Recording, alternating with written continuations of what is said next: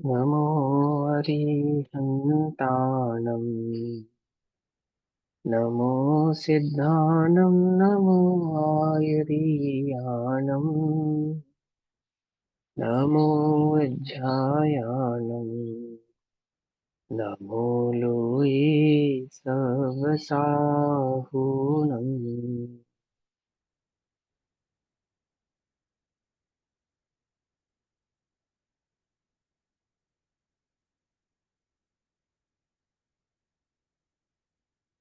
नमः समे साराय कानुभूत्या च कासते चित्स्वभावाय भावाय सर्वभावान्तरच्छिदे।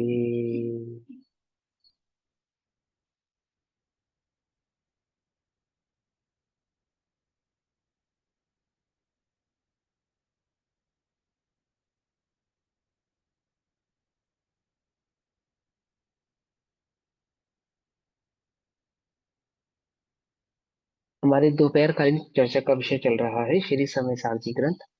श्री समय सारजी का स्वाध्याय हम सभी आचार्य अमृत चंद्र देव द्वारा रचित आत्मख्याति टीका के माध्यम से कर रहे हैं। आत्मख्याति टीका समय सार परिशिष्ट त्यागवाद अधिकार ज्ञाता ज्ञ प्रज्ञापन भी इसको कहते हैं। पेज नंबर 605, कलश नंबर 258 और 259, 258 और 259। भाव चल रहा है कि एक ज्ञान मात्र कहने पर भी आत्मा में स्यादवाद की सिद्धि होती है, अर्थात अनेकांतात्मक आत्म भाव की सिद्धि होती है। कैसे होती है? क्योंकि ज्ञान है वह सपर प्रकाशक है, इसलिए ज्ञान में ज्ञों का ज्ञाता ज्ञ संबंध सदैव ही विद्यमान रहता है। जहां पे ज्ञान स्व से अस्थि रूप है और ज्ञों की अपेक्षा से नास्ति रूप है, अर्थात ज्ञान की ज्ञों में नास्ति है और ज्ञान की ज्ञान में अस्थि है। इसी प्रकार ज्ञान स्वभाव स्वद्रव्य स्वक्षेत्र स्वकाल से सदैव नित्य विद्यमान रहता है और पर भाव पर काल पर क्षेत्र और पर भाव से नित्य अविद्यमान रहता है। अर्थात पर द्रव्य पर रूप से विद्यमान रहता है और स्वद्रव्य स्वरूप से विद्यमान रहता है। स्वद्रव्य के समस्त गुण स्वद्रव्य के भाव से विद्यमान रहते हैं और पर द्रव्य के समस्त गुण पर भाव की अपेक्षा से पर में ही सदैव विद्यमान रहते हैं। ये अज्ञानी अनादि से ऐसे स्वभाव और परभाव के स्वरूप को नहीं जानता हुआ किस मिथ्या भाव को ग्रहण करता है कि ज्ञान जब ज्ञेय को देखता है जानता है तो वह ये भूल जाता है कि ज्ञान भिन्न है और ज्ञेय भिन्न है। या तो मात्र ज्ञेय को ही ज्ञान मानता है, अर्थात ज्ञेय ही सर्वांग सर्वव्यापी है, अथवा जब उसे ज्ञान और ज्ञेय की बात समझाए तो ज्ञान को सर्वव्यापी कर लेता है। ज्ञेय या तो ज्ञेय की सत्ता खत्म करता है या तो ज्ञान की सत्ता को खत्म कर देता है। समझ में बात समझ में? और यदि भिन्नता की बात कहें तो ज्ञान के अभाव को ज्ञान की सत्ता स्वीकार करता है, तो कहीं ज्ञेय के अभाव को ज्ञान की सत्ता स्वीकार करता है। पकड़ में बात नहीं? पकड़ में किसी की भी सत्ता का अभाव नहीं होता है, ना ज्ञान की सत्ता का अभाव होता है ना ज्ञेय की सत्ता का अभाव होता है। ना ज्ञान ज्ञेय में प्रवेश करते हैं ना ज्ञेय ज्ञान में प्रवेश करते हैं। ज्ञान ज्ञेय को जानता हुआ भी सदैव ज्ञान रूप से ही विद्यमान रहता है और ज्ञेय ज्ञान में झलकते हुए भी सदैव ज्ञेय रूप से ही विद्यमान रहते हैं। ऐसे सुपर प्रकाशक ज्ञान की शक्ति को जाने बिना, ऐसे भेद विज्ञान को जाने बिना वस्तु स्वरूप को भली प्रकार से समझता नहीं है। क्या अर्थ करता है उसका? अर्थ अर्थात उसके भाव को समझता नहीं है और निरर्थक अर्थात जो है उसका भाव नहीं है, उसी में क्या रहता है? मग्न रहता है और अपने नाश को प्राप्त होता रहता है। अर्थात स्वरूप की प्राप्ति नहीं कर पाता, आनंद सुख को प्राप्त नहीं कर पाता, संसार परिभ्रमण उस जीव का चलता रहता है। इस प्रकार आचार्य देव हमको ज्ञान के प्रज्ञापन में स्वद्रव्य क्षेत्र काल भाव अस्तित्व अस्तित्व नित्य नित्य के अपेक्षा से सतत तत् अतत की अपेक्षा से ये वस्तु स्वरूप हमको समझा रहे हैं। अब 258 नंबर के कलश में स्वभाव की अपेक्षा से इसी ज्ञान के या ज्ञाता के प्रज्ञापन को समझाएंगे। स्वभाव की अपेक्षा से एक कलश का द्वैत भाव मतलब दो जोड़े है ना, प्रत्येक भाव के दो जोड़े चल रहे हैं, अस्थि रूप से और नास्ति रूप से। तो कोई भी एक समझ में आ गया आपको तो समझ लो सब समझ में आ गए। फिर भी आचार्य देव इतना श्रम कर रहे हैं कि आपको प्रत्येक का अलग अलग समझा रहे हैं। नित्य अनित्य का भी समझाते हैं, तत् असत का भी समझाते हैं, तत् अतत का भी समझाते हैं और फिर इसी नित्य अनित्य भाव को स्वद्रव्य स्वक्षेत्र स्वकाल और स्वभाव की अपेक्षा से भी समझाते हैं। पूरा का पूरा अधिकार लिखा गया परिशिष्ट में। क्यों लिखा गया? कि आप छल ग्रहण न करें, इसके लिए लिखा गया कि आप द्रव्य की अपेक्षा से भिन्न माने और भाव की अपेक्षा से भिन्न न माने, ऐसा छल ग्रहण न कर ले, है ना। अथवा ऐसा छल ग्रहण ना कर ले जैसे जगत में अन्यमति ने छल ग्रहण किया ना, कि ज्ञान ज्ञान में ये झलकते हैं, देखो ज्ञान में बस ज्ञान है और अन्यत्र कुछ भी है नहीं, है ना। वो कलश क्या है, और सॉरी वो गाथा है ना, अम, रोज आंटी को याद होगी वो जो गाथा। कुछ झलकता ज्ञान में वह हाँ, जो कुछ ज्ञेय झलकता नहीं बस ज्ञान है। बस ज्ञान है, जो कुछ झलकता ज्ञान में वह ज्ञेय नहीं बस ज्ञान है। अब इतनी बात पढ़ ली, बस खत्म। आगे भी कुछ लिखा है उसने। नहीं ज्ञेय कृत किंचित अशुद्धि सहज स्वच्छ हाँ, ज्ञान है। ज्ञान है, नहीं ज्ञेय कृत किंचित अशुद्धि। इसका मतलब क्या कहते हैं, कि ज्ञान में ज्ञेय तो है, ज्ञेय तो झलक रहे हैं, लेकिन ज्ञेयों ने ज्ञान में प्रवेश नहीं किया है। वो सत्ता की अपेक्षा से कलश है, वो सत्ता का कलश है। नहीं, ज्ञान में ज्ञेय नहीं है, ज्ञान में जो ज्ञेय नहीं है वो सत्ता की अपेक्षा से है। कोई ये माने कि ज्ञेय है ही नहीं और ज्ञान और ज्ञेय का ज्ञाता ज्ञाता ज्ञेय संबंध नहीं है, ऐसा नहीं। ये अर्थ नहीं निकालना कि ज्ञान में झलकने वाला जो ज्ञेय है वो सब कुछ ज्ञान है। ऐसा कहने से कोई ऐसा संबंध निकाले कि जिसको भी मैं जानता हूँ सब कुछ ज्ञान है, सर वो अद्वैत ब्रह्म ब्रह्म व्यापी की भूल है ना, कि जगत में ज्ञान के सिवा और कुछ नहीं है। तो ज्ञान में झलकने वाले ज्ञेय क्या है, वो भी ज्ञान है, वो भी ज्ञान है। अब ऐसा मानकर ज्ञेय लुब्धता त्यागता नहीं, ज्ञेय आसक्ति छोड़ता नहीं, पकड़ में मत नहीं प्रकृति, और ज्ञेय आक्रांतता छोड़ता नहीं, और ज्ञेयों को ज्ञान स्वीकार करते हुए ज्ञान का तो कर देता है नाश, और ज्ञेयों को ज्ञान स्वीकार कर लेता है। पकड़ में मत नहीं, पकड़ में, है ना। न स्वद्रव्य, न स्व क्षेत्र, न स्वकाल और न स्वभाव, तीनों को चारों को ही पहचानता नहीं है। ज्ञान कब है, जब ज्ञेय है। ज्ञेय की सत्ता ज्ञान, जब जब ज्ञेय विद्यमान रहेंगे तब तब ज्ञान विद्यमान रहेगा। ये ज्ञान के स्वकाल भाव की अपेक्षा को पहचाना नहीं, अब ज्ञान के स्वभाव की अपेक्षा चलेगी। है भाव माने अस्तित्व होना अथवा पर्याय, तो यहाँ पे अस्तित्व के परिणमन की अपेक्षा से बात चलेगी स्वभाव की।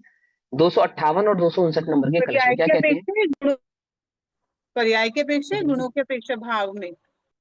स्वभाव में पर्याय की अपेक्षा ये देखो, जब जब हम द्वे द्वे धर्मों की बात कर रहे हैं ना, अनेकांत में जो विरुद्ध धर्म की बात चल रही है, तो ये गुणों के परिणमन को ही समझा रहे हैं कि किन गुणों का किस प्रकार से परिणमन हो रहा है। देखो द्रव्य जानने में आता है या पर्याय जानने में आती है। पर्याय। पर्याय जानने में पर्याय आती है। हाँ, और अनुभव किसका होता है, द्रव्य का होता है या पर्याय का। द्रव्य का। द्रव्य का द्रव्य अनुभव। का। पर्याय का ही अनुभव होता है। नहीं, पर्याय में द्रव्य पर्याय का ही, ही तो अनुभव होगा। हाँ पर्याय में वही तो समझाते हैं। द्रव्य पर्याय ही जानने में आती है, अनुभव भी पर्याय का ही होता है। और उसको द्रव्य का अनुभव क्यों कहते हैं, कि पर्याय जिसका अवलंबन ले उसकी कहलाती है, क्योंकि उसने द्रव्य का अवलंबन लिया है, इसलिए द्रव्य का हुआ अनुभव ऐसा कहा जाता है। ठीक है, बात समझ में नहीं, ध्यान से समझ रहे हैं ना। आप लोगों को चाहिए, जो गुरुदेव के 19वीं बार समय सारजी में प्रवचन छपे हैं ना, अगर आप लोगों को समय मिले, समझ में आवे, सुनने में भले ही समझ में नहीं आते तो पढ़ो, का तो आप उसको कर सकते हो हिंदी में। उनका आत्म सिद्धि के नाम से वो छपे हैं, वो आप पढ़ो। ठीक, तो आपको वो भाव बहुत अच्छे से समझ में आएगा, द्रव्य गुण पर्याय का स्वरूप ढंग से समझ में आएगा, तसल्ली से समझ में आएगा। जो, देखो उल्टा नहीं पकड़ना, जो द्रव्य को साक्षात जाने वो तो केवल ज्ञान है। छद्मस्त द्रव्य को डायरेक्ट जान पाए, साक्षात जान पाए, ऐसी छद्मस के ज्ञान की योग्यता नहीं है। आई बात समझ में। तो द्रव्य क्योंकि सूक्ष्म है ना, सूक्ष्म वस्तु को जानने का जो जो ताकत है जिस ज्ञान में, वो केवल ज्ञान है। लेकिन यहाँ पे क्या होता है, निचली भूमिका में क्या होता है, इसीलिए क्या कहा उसको, कि आगम, नय, प्रमाण, है ना, इन सब का अवलंबन लिया ना, तर्क, इन सब के अवलंबन से क्या किया, पहले उसने वस्तु स्वरूप को निर्णय किया कि वस्तु स्वरूप है क्या, कैसा है, किसके आधार से करा, तर्क आगम अनुमान आदि के निर्णय से किया। आगम आदि का, तर्क आदि का, अनुमान आदि का ना निर्णय किया उसने, क्योंकि डायरेक्ट वस्तु प्रस्तुत होती तो वहां पे तर्क की आवश्यकता ही नहीं थी, अनुमान की आवश्यकता ही नहीं थी, क्योंकि वो तो प्रत्यक्ष होती ना। जब वस्तु प्रत्यक्ष है तो उसमें अनुमान लगाने की, तर्क लगाने की, या फिर बुद्धि लगाने की, ये सब की आवश्यकता ही नहीं है। ये सब क्यों लगाना पड़ा, क्योंकि वस्तु डायरेक्ट प्रस्तुत नहीं है। तो इन सब से निर्णय करके फिर उसने क्या किया, कि अच्छा अपने उपयोग को वह जो आगम के आधार से वस्तु स्वरूप समझा था ना, वहां स्थिर करने का प्रयास किया, उसका निर्णय करने का प्रयास किया। पकड़ में ही, पत्नी पकड़ में ही। और वही विकल्पों में वस्तु स्वरूप समझ में आया। विकल्प में वस्तु स्वरूप समझ में आया, और वह विकल्प स्थिर हो गए किसी एक विकल्प पर, उसको कहा निर्विकल्प। क्या कहा? वो अनेक प्रकार के विकल्प किसी एक विकल्प पर, किसी एक विकल्प पर अर्थात वस्तु स्वरूप के जो निर्णयात्मक विकल्प था उस पे आपका उपयोग स्थिर हुआ। स्थिर हुआ उसको कहा अनुभव, क्योंकि उसने आश्रय लिया था द्रव्य का। द्रव्य को नहीं जानता वो, द्रव्य को तो कैसे जानता है वो? आगम से, अनुमान से, तर्क से, नय से, ऐसे जानता है वो। वहां उसने उसका जब निर्णय किया ना, उसका जब अवलंबन लिया, उस अवलंबन को वहां पे अनुभूति कहा। पर्याय ने पर्याय में ही निर्णय किया, पर्याय में ही अनुभूति हुई, और पर्याय में ही द्रव्य प्रकट हुआ। कैसे प्रकट हुआ? पर्यायात्मक भाव से ही प्रकट होता है, क्योंकि वो अपने को द्रव्य मानती है, इसलिए उसको द्रव्य दृष्टि या द्रव्य का अनुभव या द्रव्य की अनुभूति ऐसा कहते हैं। चैतन्य चर्चा की आप लोग सब शायद सुन रहे हो, उसमें बाबूजी ने इस बात का बहुत स्पष्टीकरण किया है, खुलासा किया है। समझ में आई बात? नहीं समझ में है? तो ये जो चर्चा है, ये जो हम स्वरूप समझ रहे हैं यहाँ पे, ये गुणों का है या पर्याय का? ये द्रव्य का और पर्याय का दो है। द्रव्य के आश्रित रहने वाले गुणों का परिणमन किस प्रकार से होता है? वह जो होने वाला स्वाभाविक परिणमन है वह प्रस्तुत द्रव्य को ही करता है। वह किसको प्रस्तुत कर रहा है? प्रेजेंटेशन किसकी कर रहा है? वो द्रव्य की प्रेजेंटेशन कर रहा है। समझे? जैसे दूत होता है, दूत, राजा का दूत, तो जानते हो राजा का जो दूत होता है वो राजा ही होता है। क्या कहा? समझे या नहीं समझे? राजा के दूत का वो किसको रिप्रेजेंट कर रहा है? कि राजा को रिप्रेजेंट कर रहा है। ऐसे ही वो जो द्रव्य को रिप्रेजेंट करने वाली पर्याय है वो क्या है? बोले द्रव्य ही है। आई बात समझ में? नहीं समझ में? क्योंकि वो रिप्रेजेंटेटिव यानी कि प्रस्तुत किसको कर रही है? कि द्रव्य को प्रस्तुत कर रही है। आई बात समझ में? नहीं समझ में? समझ में आती है? नहीं समझ में आती है ना? पंडित टोडरमल जी ने मोक्ष और प्रकाशन जी में लगभग 2 या 3 जगह ऐसा लिखा, द्रव्य शुद्धाशुद्ध पर्यायों का पिंड है। तो उसका भाव समझ में नहीं आता तो हम क्या समझते हैं कि द्रव्य गुणों का पिंड है या द्रव्य पर्यायों का पिंड है? बोलो। गुणों का। द्रव्य गुणों का पिंड है। फिर पंडित टोडरमल जी ने उसको पर्यायों का पिंड क्यों कहा? कि उसकी पूर्व की अशुद्ध अवस्था और भविष्य में होने वाली शुद्ध अवस्था, ऐसे शुद्धाशुद्ध अवस्था का निर्णय कराने के लिए, क्योंकि जो निश्चयाभासी है ना, निश्चयाभासी, उसने द्रव्य को कभी अशुद्ध नहीं माना, अर्थात पर्यायात्मक भाव से भी अशुद्ध नहीं माना। सही तरीके से स्वरूप नहीं समझा था ना। उसने क्या समझा? कि मैं अभी की अभी ब्रह्मा हूं। ब्रह्मा हूं इन सेंस अभी की अभी इस समय क्या हूं? वो सिद्ध के जैसा ही हूं। पर्याय से भी अपने को ऐसा स्वीकार करता है, द्रव्य और पर्याय के भिन्न भिन्न स्वभाव को नहीं पहचानता। तो पंडित टोडरमल जी ने उसको बोला कि द्रव्य तो शुद्धाशुद्ध पर्यायों का पिंड है। पकड़ में ही बात? नहीं पकड़ में? जब पर्याय उत्पन्न होती है यानी कि प्रकट होती है और फिर विलीन हो जाती है, तो कहां से प्रकट होती है और कहां विलीन हो जाती है? द्रव्य से प्रकट होती द्रव्य से ही प्रकट होती है, द्रव्य में विलीन होती है। है। अच्छा, फिर जब वो पर्याय द्रव्य में जाती है तो क्या बन जाती है? पर्याय रहती है या द्रव्य बन जाती है? क्या रहता होगा उसका? क्या बनता होगा? द्रव्य रूप। क्या होता होगा? द्रव्य जैसे बन समुद्र से जैसे समुद्र से लहर उठी और फिर समुद्र में जाके मिल गई, है ना? समुद्र तो क्या हुआ फिर उस लहर का? क्या हुआ जब वो समुद्र में गई, समाई, तो क्या हुआ उसका? समुद्र में समुद्री बन जाती समुद्री हो गई, है ना? समुद्री हो गई। अब वो बेसिकली एक समय के परिणमन को पर्याय कहा, जहां क्योंकि वहां पे तीन तो है नहीं, द्रव्य भिन्न है, गुण भिन्न है और पर्याय भिन्न है, ऐसे भिन्नता नहीं है। यह समझाने में भिन्नता थी, लेकिन उसने भिन्नता से विकार को स्वीकार करके और कल्पना भी भिन्नता की। तो उसने क्या समझा कि एक पर्याय जैसी कोई वस्तु उठी और वो जाके अंतर मिली, तो द्रव्य द्रव्य में वो अशुद्ध पर्याय जाके जब मिली तो द्रव्य कैसा हो गया? कैसा हो गया? अशुद्ध शुद्ध होना चाहिए। अशुद्ध वस्तु को मिलाने से द्रव्य को अशुद्ध होना चाहिए, नहीं होना चाहिए? नहीं। होना चाहिए, नहीं होना चाहिए? भाई द्रव्य में आप कोई अशुद्ध वस्तु मिलाओगे तो अशुद्ध हो जाएगा, नहीं हो जाएगा द्रव्य? वो अब तो वो द्रव्य पर्याय। गुण पर्याय के स्वरूप, हाँ, अब वो द्रव्य गुण पर्याय के स्वरूप को सही से नहीं समझा। ठीक? क्योंकि हमने भेद करके कथन किया था, उसने भेद स्वीकार करके भेद कल्पना से ही द्रव्य को कैसे किया? निर्णय में लेने की चेष्टा की। वो ये नियम भूल गया। पहला नियम क्या था? कि हम अभेद में भेद करके समझाएंगे, परंतु तुम भेद नहीं मानना। ये लाइन भूल गया वो। इस लाइन को भूलने के बाद जितनी भी कल्पना होगी अथवा वस्तु के स्वरूप में जो भी निर्णय करोगे, गलत निर्णय पे ही पहुंचोगे। पहुंचोगे नहीं पहुंचोगे।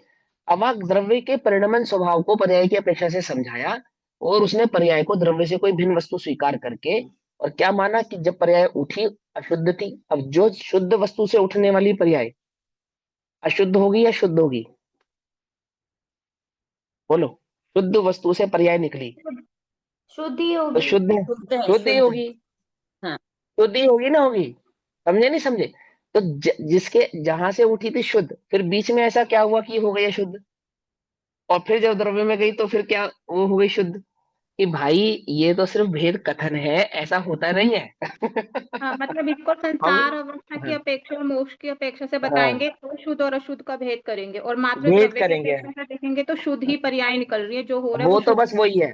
वो तो बस वही है, शुद्ध नहीं। शुद्ध भी नहीं कहेंगे उसको, वो तो बस वही है कहेंगे उसको।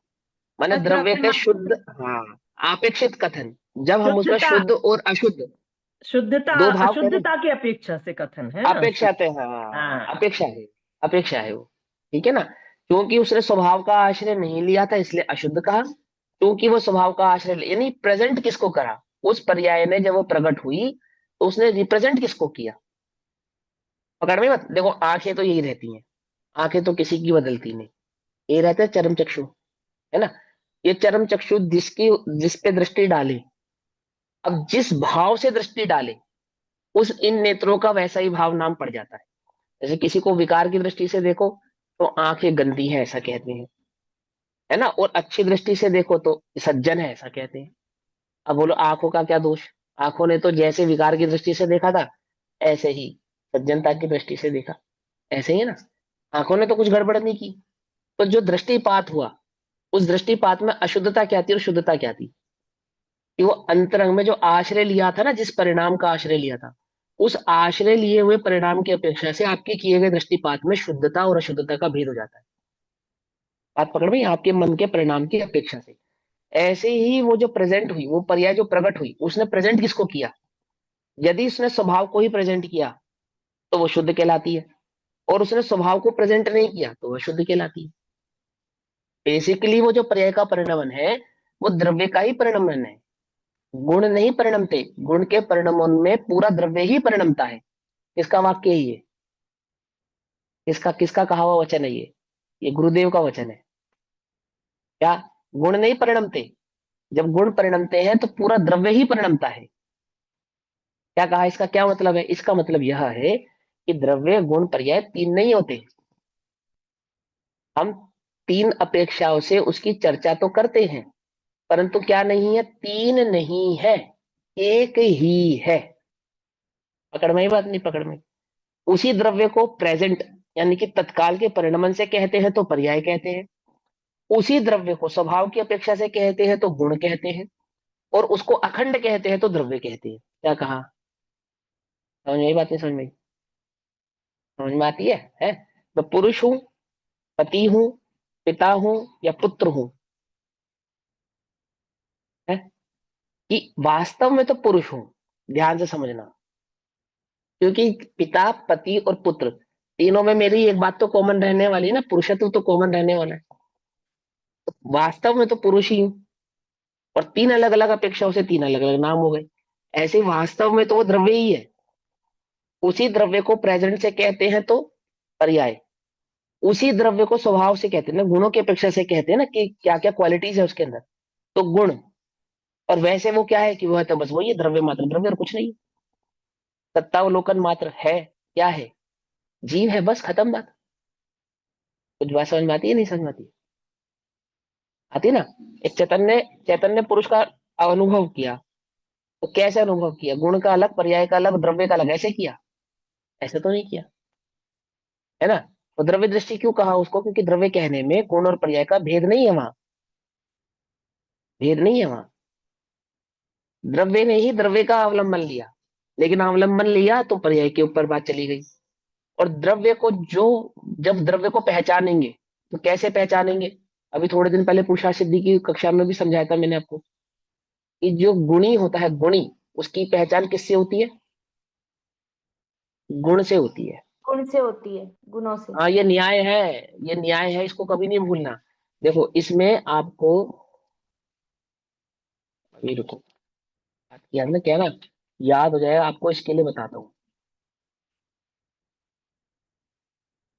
पेज नंबर 609 खोलो एक बार समय सारणी में।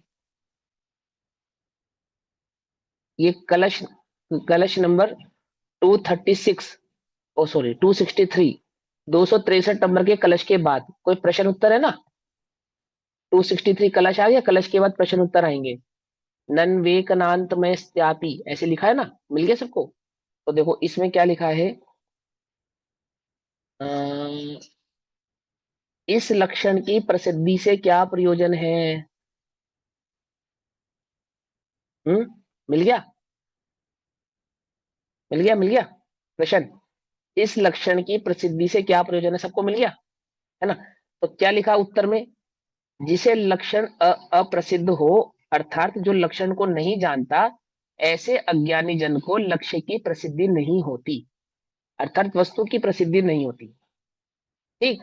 अगला क्वेश्चन है, ऐसा कौन सा लक्ष्य है जो ज्ञान की प्रसिद्धि के द्वारा ज्ञान से भिन्न प्रसिद्ध होता है? तो उत्तर क्या लिखा, ज्ञान से भिन्न लक्ष्य नहीं है, क्योंकि ज्ञान और आत्मा में द्रव्यपने से अभेद है। अर्थात वहां पे क्या समझा रहे हैं कि जो लक्षण है ना, उससे किसकी प्रसिद्धि होती है?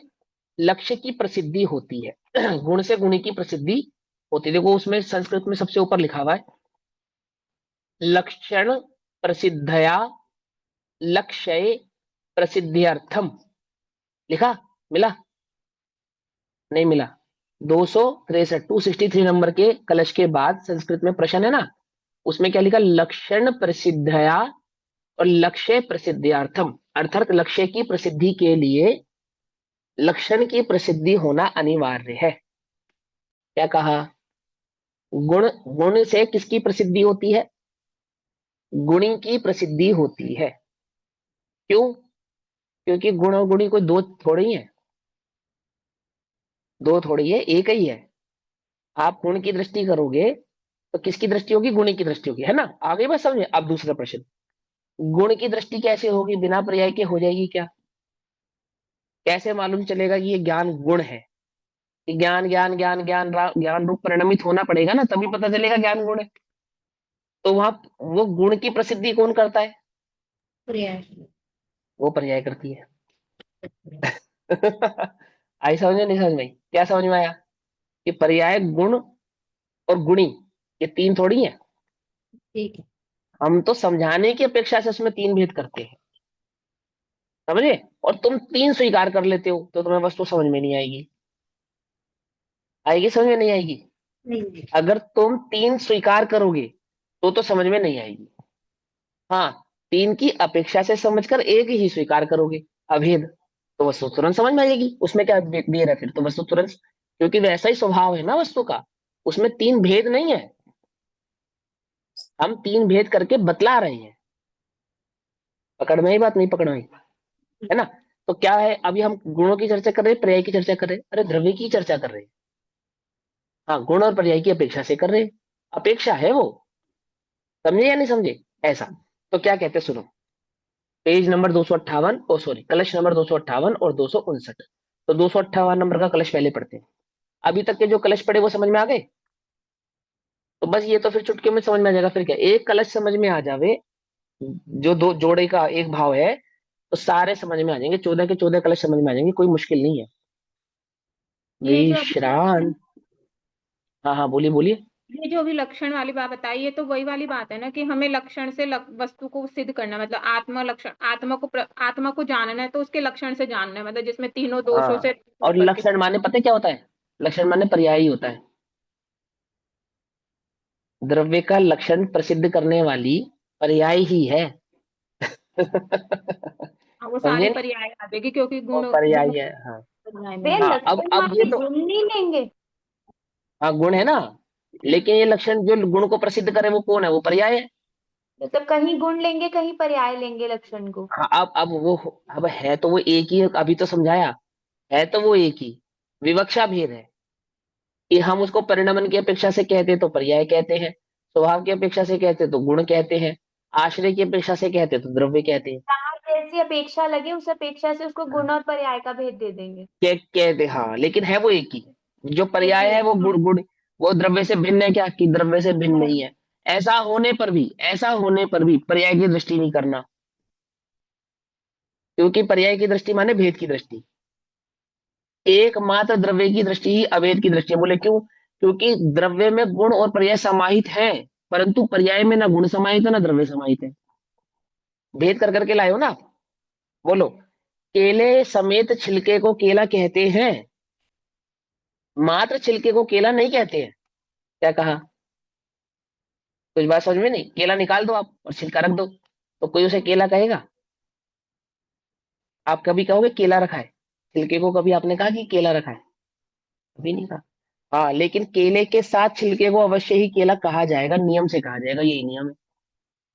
मूंगफली और मूंगफली के छिलके, तो छिलके समेत मूंगफली को मूंगफली कहते हैं। और मूंगफली अलग कर दो, छिलका अलग कर दो, तो छिलके को कभी कोई नहीं कहता ये मूंगफली है। कोई नहीं कहता। सब क्या कहते हैं? या तो छिलके कहते हैं या मूंगफली के छिलके, ऐसा। मतलब मूंगफली है ऐसा तो कोई लोक में कहता नहीं है। ऐसा ही है ना? ऐसा ही है ना? द्रव्य में पर्याय समाहित है, दृष्टि नहीं करना। जब मूंगफली देखते हो, छिलके समेत मूंगफली, तो मूंगफली देखते हो छिलका देखते हो? जब हम बचपन में मूंगफली खाते थे, मूंगफली देखते। ये देखते हैं। हाँ, तो क्या करते थे? मोटी मोटी मूंगफली ढूंढते थे। तो किस आश्रय से ढूंढते थे? कि इसमें से जो मूंगफली निकलेगी, मतलब मोटा छिलका देखा ना, उसमें जो मूंगफली निकलेगी वो मोटा दाना निकलेगा। और छोटी मूंगफली में दाना छोटा निकलेगा। छोटे दाने में स्वाद कम होगा, बड़े दाने में स्वाद ज्यादा होगा। तो देखते थे तो छिलका, लेकिन निर्णय करते थे किसका? मूंगफली। मूंगफली का निर्णय करते हैं।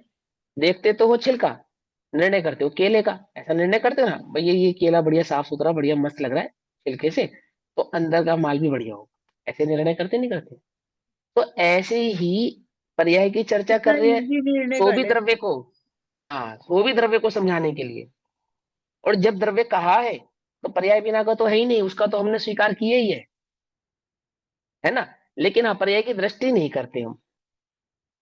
दृष्टि नहीं करने का मतलब ऐसा नहीं कि उसमें पर्याय है ही नहीं, लेकिन दृष्टि नहीं करते उसकी।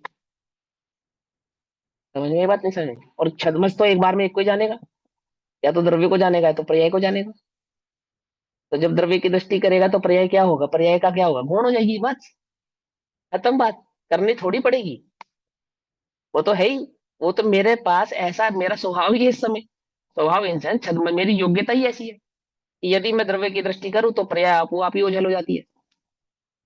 क्योंकि मैं द्रव्य की दृष्टि नहीं करता हूं, तभी तक तो पर्याय मेरे ज्ञान का ये बनती है, अर्थात मेरे उपयोग का विषय बनती है। मैं अपने उपयोग में द्रव्य को दृष्टि में लाऊं था, अर्थात अपने उपयोग का विषय द्रव्य को बनाऊं, तब पर्याय का क्या होगा? ये योग्यता ही नहीं है ना दो को एक साथ जान पाऊं। आप वो आप ही क्या हो गुण। जाएगी? गुण हो हटाने, हाँ, गौण थोड़ी करनी पड़ेगी, या जाए। करनी पड़ेगी, आपको मेहनत करनी पड़ेगी उसको गौण करने के लिए, नहीं करनी पड़ेगी ना? तो बस अपने मुझे पर्याय की दृष्टि नहीं करनी, पर्याय की दृष्टि नहीं करनी, पर्याय की दृष्टि नहीं करनी। अरे, ये क्या कर रहे हो? ये तो पर्याय की दृष्टि है। हाँ, द्रव्य की दृष्टि करो, अर्थात उसके स्वभाव का लक्ष्य लो। अब उसके स्वभाव का लक्ष्य कैसे हो? तो बोले उसका निर्णय करो। और उसका निर्णय कैसे हो? तो उसके लिए स्वाध्याय करो। समझ में बात? नहीं समझ में? हम जो स्वाध्याय कर रहे हैं, तो किसके लिए कर रहे हैं? कि जिसको लक्ष्य बनाया है, उसके लक्षण को पढ़ के निर्णय करके उस लक्ष्य का निर्णय कर रहे हैं कि वो लक्ष्य कैसा है। जब निर्णय पे पहुंच जाएंगे तो लक्ष्य कैसा है? हस्तांवलक, हाथ पे रखे हुए आंवले की भांति दिखेगा। दिखेगा या नहीं दिखेगा? दिखेगा ना। कुम्हार को घड़ा मिट्टी में पहले दिखता है, बनता बाद में है। ये बात समझ में नहीं? समझ में? ऐसे ही अज्ञानी के ज्ञान में वह आत्मद्रव्य पहले झलक जाता है। क्या कह रहे हो भैया? मैं नहीं कह रहा हूँ, आचार्य कह रहे हैं। अनुभवियों ने कहा है ऐसा ही होता है। क्या कहा? अज्ञानी के ज्ञान में उस द्रव्य का निर्णय वो पहले झलक जाता है। वो झलक जाता है ना, जैसे ही वो झलकता है और निर्णय होता है, हाँ यही तो बनाना है। जैसे उस कुम्हार ने निर्णय किया ना, ज्ञान में, मूर्तिकार ने पत्थर को देखा, पत्थर को देख के उसको मूर्ति दिखाई दे गई, और वो मूर्ति दिखी ना, उसको दिखी, दिखी उसको मूर्ति दिख गई पत्थर के अंदर, और वो इस निर्णय पे पहुंचा कि हाँ इस पत्थर से इतने इंच की इस साइज की ऐसी ऐसी ये वाली मूर्ति बनकर तैयार होगी, ऐसा निर्णय कर लिया ना उसने, इसका नाम सम्यक दर्शन है। क्या कहा, है ना? ऐसे ही उसने जैसे ही निर्णय किया ना द्रव्य स्वभाव का, ओह ऐसा है, वो द्रव्य दिखा थोड़ी उसको, कुछ बात समझ में आती है नहीं है? वो तो विकल्प में उसने निर्णय जैसे ही किया, ओहो ऐसा है, जैसे ही कहा ना ऐसा है, बस हो गया काम उसका। वो अनुभूति का काल है। अनुभूति प्रकट होने से पहले अनुभूति स्वरूप भगवान आत्मा पहले प्रकट हो जाता है। पता है ये बात? नहीं पता? पहले प्रकट हो जाता है वो। कहाँ प्रकट हो जाता है भैया? ज्ञान नय में प्रकट हो जाता है। वो प्रकट होके कहता है देख तू मुझे ढूंढ रहा है, और जैसे हम सुनते हैं ना किसे ढूंढ रहा, किसने पुकारा, ओहो अच्छा, बस हो गया काम, वही तो अनुभूति है और क्या है। समझे नहीं समझे? थोड़ा कलात्मक बात कह दी मैंने। ज्ञान में ज्ञायक पहले आ जाता है, और जो आता है ना ज्ञायक ज्ञान में पहले आता है, वह उसी में अहमपना स्थापित करता है, उसको अनुभूति कहते हैं। ना पढ़ो रहस्यपूर्ण चिट्ठी पढ़ी, 100 बार पढ़ ली। नहीं हुई अभी 100 बार? कम से कम 100 बार पढ़ना, ठीक।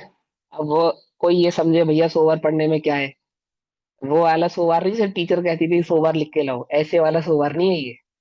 मैं 100 बार इसलिए कहा मैंने, 1-2 बार तो तुम्हारा ध्यान जाएगा उस बात पे जहां मैं ले जाना चाहता हूँ। ठीक, सुनो भैया। विश्रांत पर भाव भाव कलना, नित्यं बहिर्वस्तुषु, निश्यत्येव पशुः स्वभाव महिमन्, एकांत निश्चैतनः, सर्वस्मान्नियतः स्वभाव भवना, ज्ञानाधिभक्तो भवन्, स्याद्वादी तु न नाश, स्याद्वादी तु न नाशमेति सहज, स्पष्टीकृत प्रत्यय। क्या कहते हैं? एकांतवादी अज्ञानी, अर्थात वह पशु, पशु। दादा इसके लिए बहुत बड़े उदाहरण देते हैं। दादा क्या कहते हैं कि पशु को 2 रोटी दो, कुछ कारो, तो क्या हो जाता है वो? उसका वफादार हो जाता है। जो 2 रोटी देता है ना उसका वफादार हो जाता है ना? तो बोले ऐसे ही ये अज्ञानी है, गे को देखता है ना, और गे को देखता है, और गे का क्या हो जाता है? गे का वफादार हो जाता है। गे का वफादार हो जाता है मतलब ज्ञान में गे झलकते हैं। और गेयों को देखकर, और वो सुंदर सुंदर दिखते हैं उसको, बस वो पुचकारते हैं ऐसे, और ये बस उसका ये वो वफादार ग्रीवी हो जाता डॉग है। वाली स्टोरी नहीं आती, ग्रीवी डॉग वाली, हाँ हाँ हाँ, ग्रेडी ग्रीवी डॉग ग्रेडी। वाली। हाँ हाँ, ऐसा दाल ही है के ये कुत्ते वाली। अज्ञानी। हाँ ऐसे ही है ये, ऐसे ही लिखा, बस वो लिख नहीं पाया चाह रहे ये शब्द जो आपने बोला। तो क्यों मैंने लिखा अर्थात एकांतवादी अज्ञानी है, पर भाव भाव कलनाथ, अर्थात पर भावों के, भाव माने नीचे लिखा ना, भवन यानी अस्तित्व और परिणमन। तो पर भाव यानी कि पर द्रव्य का जो अस्तित्व है, और उस पर द्रव्य के अस्तित्व का जो भी परिणमन है। 2 बातें हो गई ना। वस्तु है तो वस्तु का कुछ परिणमन भी होगा, मतलब उसका कोई भाव भी प्रकट हो रहा होगा। वस्तु के भाव का प्रकट होना ही परिणमन है। ठीक है, अग्नि दिखती है या पर्याय दिखती है, बोलो? अग्नि मान के चलो एक द्रव्य है, अग्नि एक द्रव्य है, तो अग्नि दिखती है या पर्याय दिखती है? क्या दिखता है बोलो? पर्याय धुआं। पर्याय हाँ, पर्याय अब दिखती है। देखो सुनो, मैं समझाता हूँ। पेट्रोल होता है पेट्रोल, तो पेट्रोल में अग्नि दिखे उसको तो कहते हैं द्रव्य दृष्टि। क्या कहा? और वो पर्याय यानी कि वो अग्नि प्रकट दिखे उसको कहते हैं पर्याय दृष्टि। कुछ अंतर समझ में आया नहीं समझ में आया? है? सिद्ध दिखते हैं ना, सिद्ध वो पेट्रोल में पर्याय है। अग्नि पेट्रोल में अग्नि को उत्पन्न करने की क्षमता है, तो वो हो हाँ गई उस द्रव्य उसने दृष्टि। आपने वहां से, हाँ आपने वहां से देखा ना उसको, वो द्रव्य दृष्टि है। और अग्नि देखी वो पर्याय दृष्टि है। अंतर समझ में नहीं आया? दूध में घी देखा वो द्रव्य दृष्टि है। और घी देखा वो पर्याय दृष्टि। कुछ फर्क है या नहीं है? मिट्टी भैया में क्या घड़ा उल्टी उल्टी बात पढ़ा देखना, रहे हो? मिट्टी में वो घड़ा द्रव्य दृष्टि देखना है। द्रव्य दृष्टि, और घड़ा हाँ, देखना वो पर्याय वो दृष्टि। पर्याय दृष्टि है कुछ समझ में आई बात? नहीं समझ में आई? भैया टेलर ना हाँ कपड़े में शर्ट देख लेता है, तब कटिंग हाँ, वो द्रव्य करता है। दृष्टि है, वो द्रव्य दृष्टि है। ऐसे ही द्रव्य में उस वस्तु के स्वभाव का निर्णय हो जाता है ना, वो निर्णय को वो द्रव्य दृष्टि कहते हैं उसको। और ये प्रकट होकर लौकिक देखा तो वो तो एग्जाम्पल ही। तो सारे समझ में आते हैं ना, ये लौकिक हाँ एग्जाम्पल तो हाँ सारे समझ में आते हैं। हाँ हाँ हाँ। वास्तव ये में जो वस्तु अनात्मा है। अभी भगवान नहीं हूं ना मैं, तो भगवान नहीं होते हुए भी भगवान देखे, वो द्रव्य दृष्टि। सीधी सी बात। और जब प्रकट होगा तो पर्याय दृष्टि, वो तो प्रकट होगा तो होगा, वो तो सारी दुनिया देखेगी, उसमें क्या बात है? ज्ञान मात्र को देखना द्रव्य दृष्टि, और ज्ञेयों को देखना हाँ, पर्याय दृष्टि। अब वो तो पर की अपेक्षा से होगी, लेकिन स्वभाव की अपेक्षा से भी वो जो अपना प्रकट भाव प्रकट होगा तो वो तो पर्याय है, उसमें क्या दम है। लेकिन जिसके आश्रय से प्रकट हुआ उसका निर्णय वो द्रव्य दृष्टि। वो मिट्टी, मिट्टी के आश्रय से घड़ा बनेगा ना, तो मिट्टी में घड़े का निर्णय होने के कारण वो द्रव्य दृष्टि कहलाएगी। तो उदाहरण है, उदाहरण है। तो ऐसे ही यहाँ समझाते हैं, एक परभाव है और एक परभाव का प्रकटपना अर्थात उसका परिणमन है, दो बातें हैं ना। तो जो अज्ञानी एकांतवादी है, जो वस्तु स्वरूप को नहीं समझता है, वो परभाव भाव, दो बातें आ गई ना इसके अंदर, दो बार लिखा ना, एक लिखा परभाव, फिर लिखा भाव कलनाथ, ऐसा लिखा। तो परभाव यानी कि पहले परभाव का मतलब हो गया परद्रव्य, और फिर भाव का मतलब हो गया उसका परिणमन। दो बातें हो गई, एक तो परद्रव्य और एक परद्रव्य का परिणमन। तो दो चीजें हो गई ना, द्रव्य भी आ गई उसके अंदर और द्रव्य की पर्याय भी आ गई, उसके गुण भी आ गए, सब भाव आ गए उसके अंदर। तो क्या कहा, पर भाव के यानी पर द्रव्य के, और भवन को ही जानता है अर्थात परिणमन को ही जानता है। आई बात समझ में? नहीं समझ में? है ना? अच्छा, अब पर द्रव्य को पर रूप से जाने तो कोई दोष नहीं है, निज रूप से जानता है। मात्र पर द्रव्य में ही अहम बुद्धि धारण करके ये पर द्रव्य मात्र ही है, यही मैं हूं, ऐसा जानता है। और उसका परिणमन ही मेरा परिणमन है, ऐसा जानता है। तन उपजत अपनी उपज जान, तन नशत आपको नाश मान। तो किसको देखा, किसको जाना? एक तो तन, और तन का परिणमन। दो बात, एक तो मैं शरीर हूं, फिर ऊपर से गोरा हूं, काला हूं, स्त्री हूं, पुरुष हूं, लंबा हूं, छोटा हूं, सुंदर हूं, कुरूप हूं। दो बातें हो गई, नहीं हो गई? एक तो शरीर हूं, पहले तो हम बुद्धि किसमें की कि मैं देह हूं।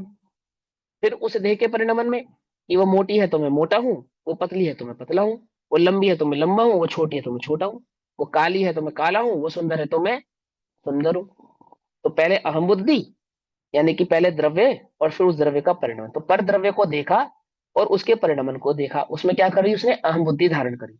तो क्या कहते हैं भैया, एकांतवादी अज्ञानी पर भाव के भवन को ही जानता है। दोनों बात समझ में आ गई ना, पर भाव के भवन को ही जानता है।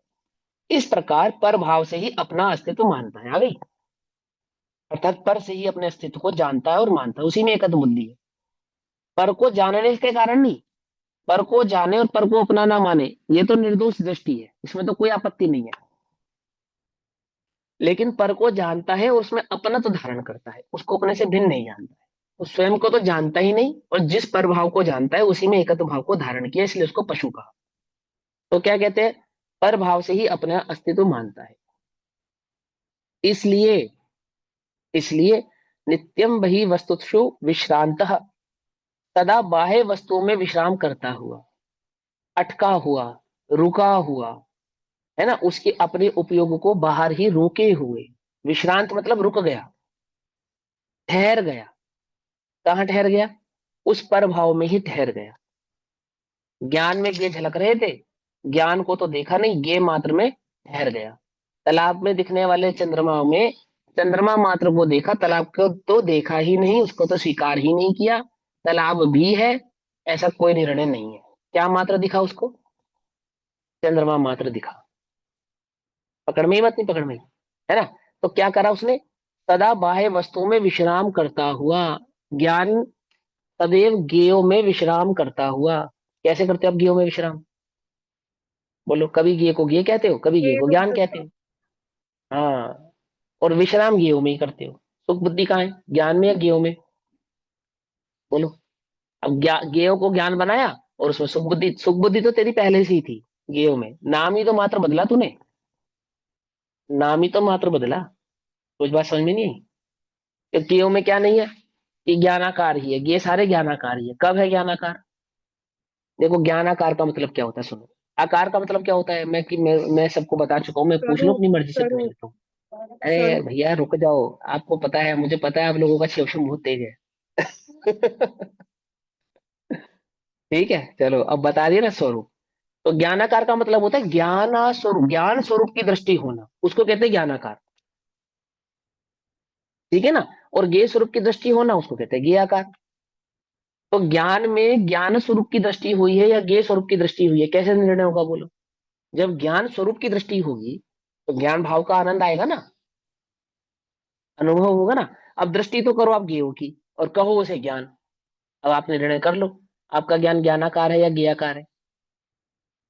आकार का मतलब स्वरूप। अब देखे तो ज्ञेय और माने ज्ञान। क्या कहा? देखे तो ज्ञेय और माने ज्ञान। क्या कहा उसे? अद्वैत ब्रह्मवादी। इसलिए सांख्य मतियों से सबसे ज्यादा हमारा निर्णय तुलनात्मक अध्ययन हुआ है, सबसे ज्यादा। क्यों हुआ सांख्य मतियों से सबसे ज्यादा तुलनात्मक अध्ययन? क्योंकि वो ये भूल करता है, समझे। अनादि मिथ्या दृष्टि तो ज्ञा सत था ही। अब थोड़ी बहुत धर्म बुद्धि हुई, ज्ञान के समझाया, तो ज्ञेय को ज्ञान स्वीकार कर लिया। ज्ञेय और ज्ञान भिन्न है ऐसा नहीं समझ पाया। तो ज्ञान में तो सिर्फ ज्ञान है, अन्य तो कुछ नहीं है।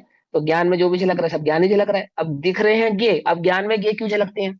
दो कारणों से झलकते हैं। अपेक्षाकृत बात है ना। दो कारण समझाऊंगा। एक तो स्वभाव है ज्ञान में ज्ञेय का झलकना, परमेश्वर शक्ति के कारण। और एक उपयोग, ज्ञेयों में उपयोग हो जावे तो ज्ञान में ज्ञेय झलके ही झलके। दो बातें समझे, पुरुषार्थ की अपेक्षा से और स्वभाव की अपेक्षा से। तो ज्ञान में ये झलके, ये तो ज्ञान का स्वभाव है। भैया गेहूं में उपयोग जावे तो झलके, ये मुझे समझ नहीं आया। हाँ, केवल ज्ञानी का उपयोग तो जहाँ नहीं जाता तब भी झलकते हैं? तभी तो कहा उपयोग अपेक्षाकृत बात है। तभी तो कहा वहां तो स्वभाव, तो केवल ज्ञानी तो स्वभाव की अपेक्षा से झलक ही रहे हैं। लेकिन छदमस के कैसे झलकते हैं ज्ञान में?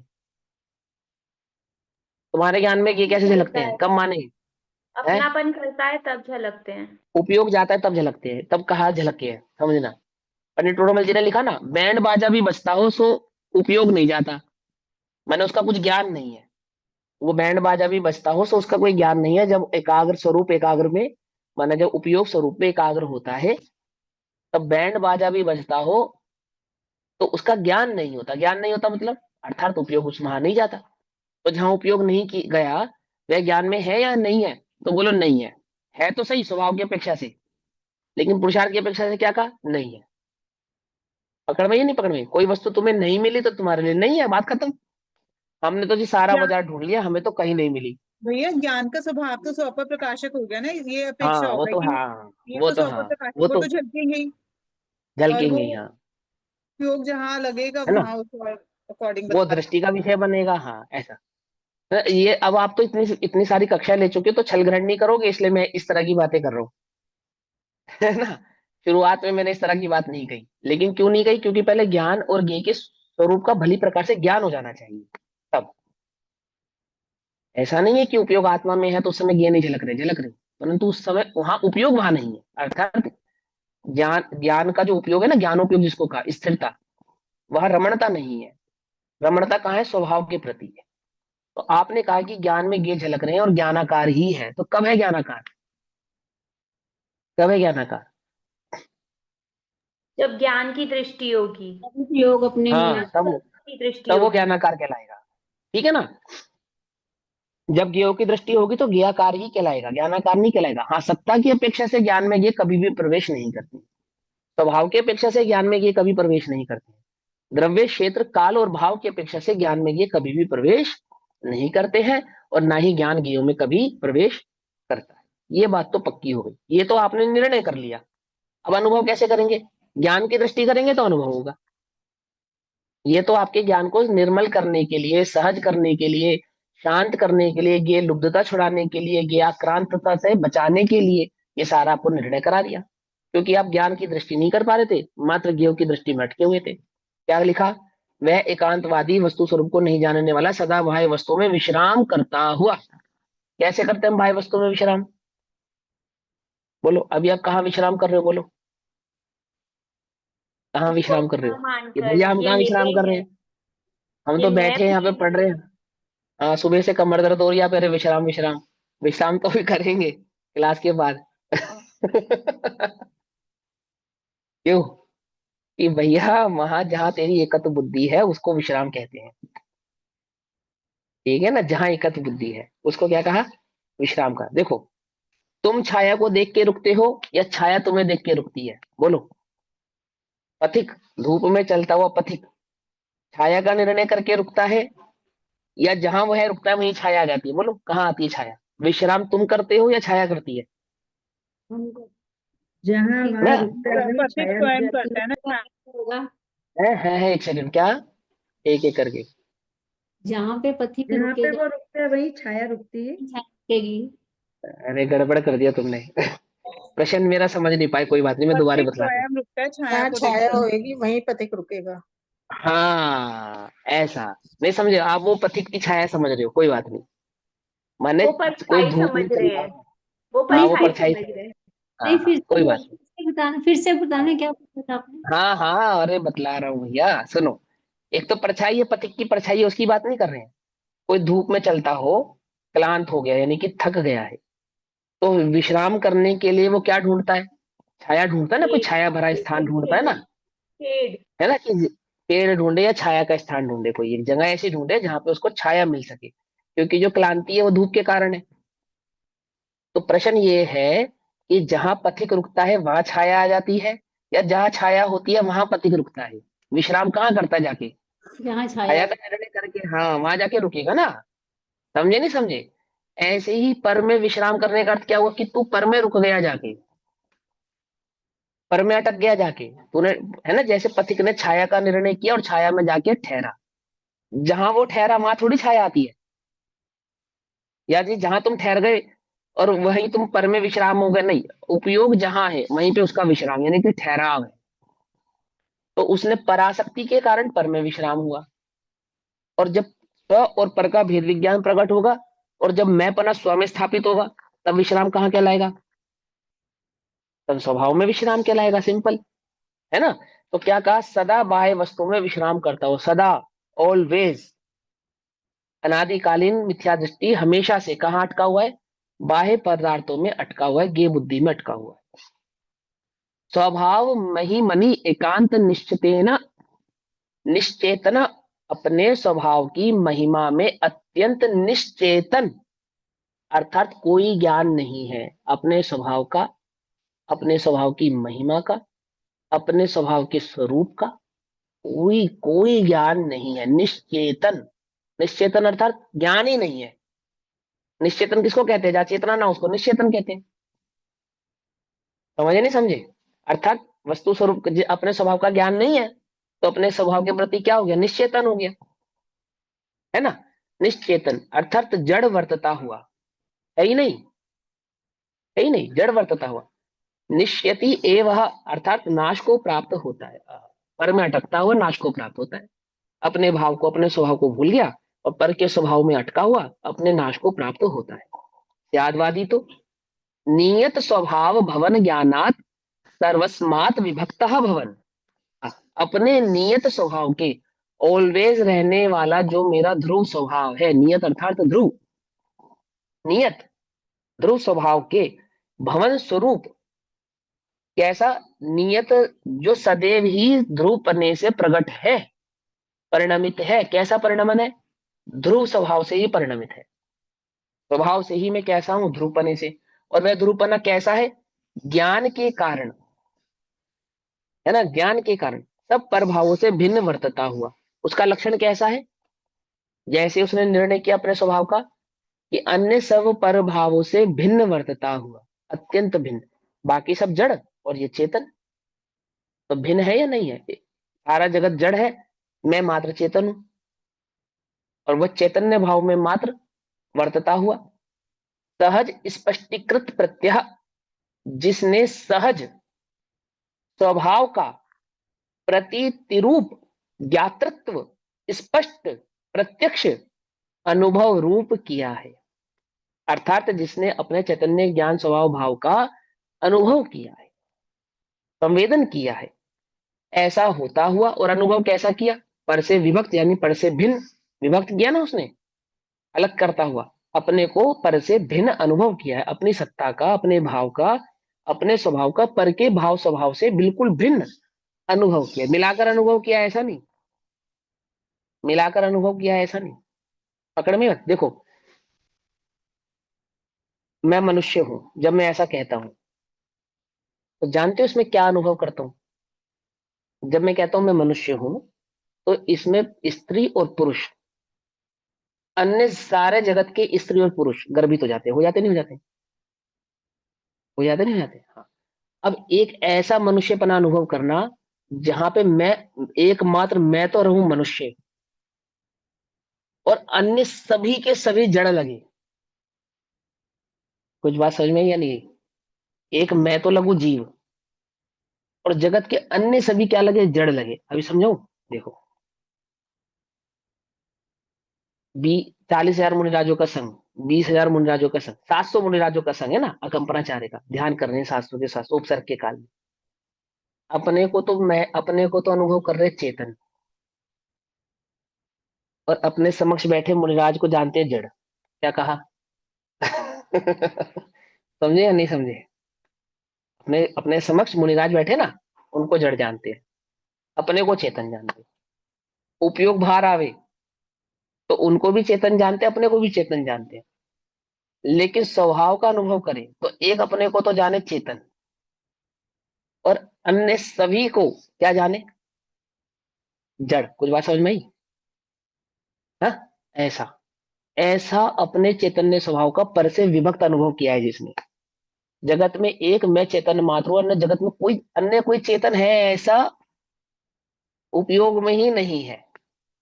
लब्धि में तो है, उपयोग में नहीं है ना। यहाँ करेक्शन करना पड़ रहा है, नहीं तो मुझे इतना भी ना कहना पड़े ना, तो कितना मजा आवे। डिफरेंस बताओ, ये मेरे को है पहले भी पूछना। लब्धि और उपयोग का डिफरेंस बताओ। हे उपश हे उपशम ज्ञान में जितना भी पढ़ा है वो सब लब्धि है। जैसे अभी आपको शाम को क्या बनाना है खाने में, ये तो आपकी लब्धि में पढ़ा है। लेकिन इस समय टोटल आप इस प्रश्न को पूछने में अपने उपयोग को लगाए बैठे हो, प्रश्न पूछ रहे हो, उत्तर जान रहे हो। यहाँ जो वर्तमान का फोकस है उसको तो कहते हैं उपयोग, और आगे पीछे का जितना भी ज्ञान है वो सारा कहलाता है लब्धि। आ गई बात समझ में? वर्तमान का जो फोकस है, तो वर्तमान का मतलब फोकस। गुरुजी के प्रवचन में एक जगह आया कि उपयोग के दो भेद हैं, एक उपयोग एक लब्धि। वो किस हाँ हाँ, ज्ञान का विवक्षा ज्ञान, से कहा थे? तो ज्ञान जो जो स्मृति है, स्मृति याददाश्त जिसको कहते हैं, वो किसका भेद है? लब्धि का। तभी साथ साथ रहना। जबरदस्ती कहाँ लिखा है लब्धि का? ज्ञान बताओ। का, मति अरे शुद्ध एक ज्ञान। सेकंड, एक सेकंड, आप लोगों से उपयोग हाथ का। जोड़ रहा हूँ, हाथ जोड़ के विशेष निवेदन कर रहा हूँ कि जब कोई प्रश्न पूछे उसको उत्तर देने दिया करो, ताकि उसको वो बात पक्की हो जाए। ठीक है? छोटे बच्चे थोड़ी हो, है? उचक उचक के आंसर देते हो, है ना। आप लोगों ने प्रश्न नहीं पूछा, इसका मतलब हो सकता है आपको मालूम हो, लेकिन जो पूछ रहा है उसको उत्तर देने दो। तो आप भव प्रत्यय विज्ञान, है ना, स्मृति ज्ञान, ये सब पढ़े ना आपने भेद। कहाँ पढ़े हैं? ये आपने करणान युग में पढ़े हैं। करणान युग में किधर पढ़े हैं? मोक्ष तत्वाद सूत्र आदि में, शास्त्र। हाँ मोक्ष जी। शास्त्र में पढ़े हैं ना, पढ़े हैं ना। तो वहां पे जो स्मृति है, भव प्रत्यय आदि जो ज्ञान है, वो किसके भेद है? मति श्रुत ज्ञान के भेद है ना। मति शुद्ध ज्ञान के, हाँ जी। हाँ, और जो मति श्रुत ज्ञान है वो किसका भेद है? उपयोग का। ज्ञान का, हाँ, ज्ञान का। ज्ञान हाँ का जी। भेद है ना। एक हाँ, ज्ञान ज्ञान गुण, और उसमें मति का भेद करा, श्रुत का भेद करा, फिर उस और मति श्रुत में मैंने भवकृत करी, का भी ठीक अब है। दिया दिया, ऐसे ऐसे ज्ञान करते चले गए, भेद करते हाँ चले गए जी। ना। तो हाँ जी। उपयोग के दो भेद कर दिए उन्होंने, एक लब्धि रूप और एक वर्तमान प्रवृत्ति रूप। भेद है नहीं। जब भी हम कहें भेद, तो भेद का मतलब भेद की बात नहीं है, भेद का मतलब होता है पर्याय, यानी कि वो दो प्रकार से कार्य कर रहा है। व्यापार बोलते हैं एक, भैया उसका, है ना। व्यापार हाँ, रूप। व्यापार भी हाँ कहते हैं, या हाँ पर्याय भी कहते हैं, या परिणमन भी कहते हाँ। हैं, बहुत सारे नाम है उसके। तो यहाँ बस इतनी सी बात समझो कि अभी जैसे अभी आपका इस समय फोकस है टोटल कहाँ पे? ये शास्त्र स्वाध्याय में, इधर ही फोकस है ना। तो आप भूल गए कि किस मरीज को कौन सी दवाई देनी होती है, किस रोग की क्या दवाई है। यानी शक्ति रूप और प्रकट रूप हो गया ना ये। लब्धि यानी हाँ शक्ति शक्ति रूप। कह लो, हाँ शक्ति कह लो, सामर्थ्य कह लो, योग्यता कह दो, ठीक है ना, मेमोरी कह दो, ठीक है। ठीक है नहीं, ठीक है। हाँ ऐसा। तो हम क्या समझा रहे थे अब यहाँ पे, हाँ तो क्या कहते हैं, जिसने सहज स्वभाव का प्रतीति रूप, प्रतीति रूप यानी कि अनुभव रूप, ज्ञातृत्व स्पष्ट प्रत्यक्ष अनुभव रूप किया है, ऐसा होता हुआ नाशम एति न, अर्थात नाश को प्राप्त नहीं होता। जो पर से विभक्त निज चैतन्य ज्ञान भाव का अनुभव करता है, क्या नहीं होता, वह नाश को प्राप्त नहीं होता। और कैसा अनुभव करता है बतलाएगा, कि वो मुनिराज अनुभव कर रहे हैं और बराबर में बैठे मुनिराज कैसे हैं? जड़, उनके लिए जड़ है, ऐसा ऐसा उपयोग में नहीं है, लेकिन निज चैतन्य में उपयोग कैसा है कि एकमात्र में चैतन्य और अन्य सभी जड़ हो गए। चैतन्य में अन्य चेतन का विकल्प भी आवे तो शुभोपयोग है, समझे। निज चैतन्य के अनुभव में अन्य किसी चैतन्य का अनुभव विकल्प भी आवे, क्या कहा उसको, शुभोपयोग। चले गए ना दो, नकुल और सहदेव, अन्य चेतन के विकल्प में कहाँ चले गए? सर्वार्थ सर्वार्थ सिद्धि। सिद्धि। सर्वार्थ सिद्धि चले गए। हाँ सोचो, ऐसा ऐसा अनुभव किया, क्या अनुभव किया, पर से विभक्त इस चैतन्य ज्ञान भाव को मैं चैतन्य भाव, ऐसा अनुभव किया। तो बोले वहां ये कहा जाएंगे, है कोई ये दृष्टि, उसे कहते हैं ज्ञानाकार। अब ज्ञानाकार के दो दो दो भेद अपेक्षा से समझेंगे। पहला, ज्ञान स्वभाव का अनुभव तो ज्ञानाकार, और एक ज्ञान स्वभाव का निर्णय सो ज्ञानाकार, है कुछ अंतर। ज्ञान स्वभाव का अनुभव तो ज्ञानाकार, और ज्ञान स्वभाव का निर्णय सो ज्ञानाकार। अब दो बातें हो गई ना, अब समझा देते, कोई बात नहीं। एक तो शुद्धोपयोग का काल सो ज्ञानाकार का काल, और जब तक सम्यक दर्शन बना रहा तब भी ज्ञानाकार। दो बातें समझ में आ गई नहीं आ गई। सम्यक दर्शन तो शुद्धोपयोग हुआ एक, मतलब कुछ समय के लिए, मध्यम अंतर मुहूर्त मात्र के लिए, जिसको अपेक्षा से एक समय, दो समय, चार समय ऐसा कहा। तो शुद्धोपयोग तो कुछ छोटा सा काल रहा, लेकिन शुद्धोपयोग के बाद सम्यक दर्शन की जो काल है वो तो लंबा रहता है ना, अंतर मुहूर्त भी रहता है, 15 दिन भी रहता है, 6 महीना भी रहता है ना, और 66 सागर भी रहता है। तो जो जितने देर सम्यक दर्शन बना रहा, उस सम्यक दर्शन की अवस्था को भी ज्ञानाकार कहते हैं, और जो अनुभव दशा होती है उसको भी ज्ञानाकार कहते हैं। दो बातें समझ में ही नहीं आई। जहां पे अनुभव की मुख्यता होती है, वहां अनुभव मात्र को ज्ञानाकार कहते हैं, सम्यक दर्शन को भी ज्ञानाकार नहीं कहते, समझना ध्यान से। और जहां सम्यक दर्शन की मुख्यता होती है, वहां सम्यक दर्शन के काल को, अर्थात निर्णय के काल को ज्ञानाकार का निर्णय कहते हैं। यानी कि सम्यक दृष्टि को सदैव ज्ञानाकार ही दिखता है, ज्ञाकार दिखता ही नहीं, ऐसा कहते हैं। पर ऐसा है नहीं, है नहीं। वास्तविकता क्या है, ज्ञान स्वभाव का वेदन आकार माने स्वरूप, ज्ञान स्वरूप का वेदन ज्ञानाकार, और ज्ञान स्वरूप का वेदन ना करके जितना भी ज्ञों का अनुभव है या वेदन है तो ज्ञानाकार ज्ञेयाकार। जैसे मिथ्या सम्यक दृष्टि जीव भी ज्ञेयों का अनुभव करते हैं या नहीं करते, करते हैं ना। जैसे रामचंद्र जी 6 महीना तक लक्ष्मण की लाश को कंधे पे लेकर घूम रहे हैं, तो किसका अनुभव कर रहे हैं, ज्ञानाकार का या ज्ञेयाकार का, तो ज्ञेयाकार का ही अनुभव है। अब उसी को सम्यक दर्शन की अपेक्षा से कहेंगे तो ज्ञानाकार भी कह देंगे, लेकिन अनुभव की अपेक्षा से कहेंगे तो ज्ञाकार ही कहेंगे। अपेक्षा समझ में आ गई दोनों, तो कंफ्यूजन तो नहीं है इसके अंदर, बिल्कुल सिंपल सी बात है। कि निर्णय है उसको भी ज्ञानाकार, ज्ञान स्वभाव का निर्णय को भी ज्ञानाकार, और ज्ञान स्वभाव के अनुभव वेदन को भी ज्ञानाकार। और वास्तविक ज्ञानाकार तो अनुभव ही है, और निर्णय को भी ज्ञानाकार कहते हैं। ठीक, आ गई बात समझ में। आकार माने, आकार माने स्वभाव, स्वरूप, ज्ञान का स्वरूप तो ज्ञानाकार, और ज्ञेय का स्वरूप सो ज्ञेयाकार। ठीक ऐसा। तो अब अंतिम बात पढ़ते, भावार्थ पढ़ते हैं। एकांतवादी पर भावों से ही अपना सत्यपना मानता है, सत्य माने अस्तित्वपना मानता है, पर भाव पर के होने को ही अपना होना मानता है। भाव माने होना, तो पर के सत्य यानी पर के अस्तित्व को, पर के होने को ही मैं हूं ऐसा मानता है। अपने होने को, अपने अस्तित्व को, अपने स्वभाव को तो पहचानता ही नहीं है। इसलिए बाह्य वस्तु में विश्राम करता हुआ, अर्थात अटका हुआ, रुका हुआ, आत्मा का नाश करता, अर्थात आत्मा की सत्ता को स्वीकार ही नहीं करता। जिसकी सत्ता को स्वीकार नहीं करा वो तो, जैसे कुछ लोग कहते हैं ना, तुम्हारे लिए तो हम मरे बराबर है भाई, तुम हमें कभी याद ही नहीं करते, हमारी तरफ कभी देखते ही नहीं हो। तो मेरा होना और नहीं होना क्या हो गया, एक बराबर। तो मर गया ना वो। ऐसा नाश को प्राप्त कर दिया, यानी है तो सही, अब देखे नहीं तो होना ना होना नाश के बराबर ही है ना। और शायदवादी तो ज्ञान भाव और ज्ञेयाकार, क्या कहा, ज्ञान भाव और ज्ञेयाकार होने पर भी, अर्थात ज्ञान में ज्ञेयों के झलकने पर भी क्या करता है, ज्ञान भाव का स्वभाव से अस्तित्व जानता हुआ, अर्थात ज्ञान को ज्ञेयों से भिन्न जानता हुआ, ज्ञेय को ही ज्ञान मानता हुआ नहीं, ज्ञान में ज्ञेय झलकते हैं, उन ज्ञेयों को ज्ञान से भिन्न जानता है। ज्ञेयों के अस्तित्व को ज्ञान का अस्तित्व नहीं कहता और ज्ञान के अस्तित्व को ज्ञेयों का अस्तित्व नहीं कहता, है ना। ज्ञान के अस्तित्व में मैंपना और ज्ञेयों के अस्तित्व में मैं नहीं हूं, ऐसा नास्तित्व भावपना।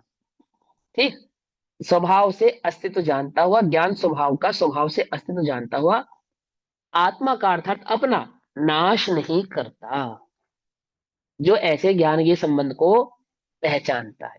ठीक, अब इस प्रकार स्वभाव की, अपने भाव की, अर्थात अपने अस्तित्व की अपेक्षा से अस्तित्व का भंग कहा है, अपने स्वरूप की अपेक्षा से, अपने अस्तित्व की अपेक्षा से इस अस्तित्व स्वरूप के भंग को कहा है। किसका अस्तित्व है ये, स्वभाव का अस्तित्व है। अब पर भाव के अस्तित्व की बात कहेंगे, तो पर भाव के अस्तित्व का श्लोक नंबर 259 नंबर का कलश है। तो यह 259 नंबर का कलश हम कल पढ़ेंगे, अभी समय हुआ। तब तक के लिए सभी को जय जिनेन्द्र, ओम नमः सिद्धेभ्य। निज निधि निज में बताई, यह अनंत उपकार है, उसके लिए जिनवाणी माँ को वंदना शतबार। नमो। भैया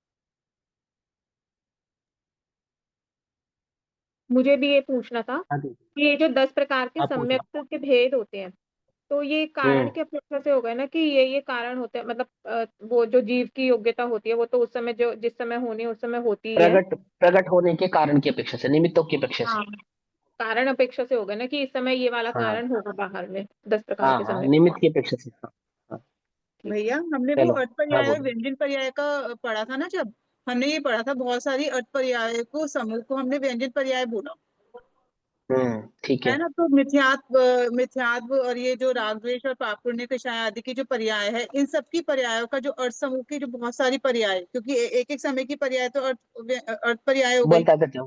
हाँ हाँ हाँ।